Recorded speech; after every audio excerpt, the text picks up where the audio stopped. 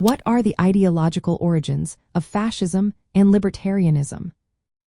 Have you ever wondered how two political ideologies can be so different yet both have shaped our world? Today, we are looking at the ideological origins of fascism and libertarianism. These two systems stand at opposite ends of the political spectrum, and understanding their roots helps clarify their differences. Libertarianism has its origins in classical liberalism. This ideology emphasizes individual freedom, private property, and a limited role for government. Thinkers from the 17th and 18th centuries, like John Locke, laid the groundwork for these ideas. Locke argued that individuals own themselves and have natural rights to life, liberty, and property. He believed that the main role of government is to protect these rights and that its power should be limited. Another key figure in this development was Adam Smith. He promoted free markets and competition as the best way to achieve prosperity for society. As libertarian thought evolved in the 19th century, it drew from both classical liberalism and anarchist ideas. This evolution emphasized voluntary cooperation, personal autonomy, and the importance of free markets without state interference. In the 20th century, thinkers like Ayn Rand and Murray Rothbard further shaped modern libertarianism. They strongly opposed authoritarianism and state control, advocating for maximum individual freedom and minimal government intervention. On the other hand, fascism emerged in the early 20th century as a response to liberalism and socialism.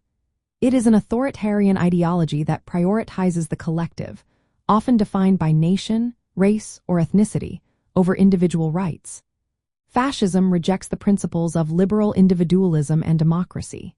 Instead, it promotes a centralized, dictatorial state that controls many aspects of life to achieve national unity and strength.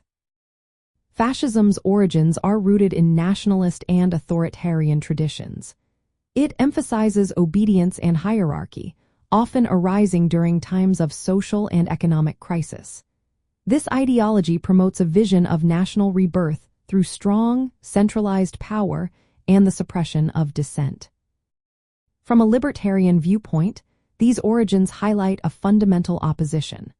Libertarianism champions individual sovereignty and voluntary association, while fascism enforces conformity and control through state power.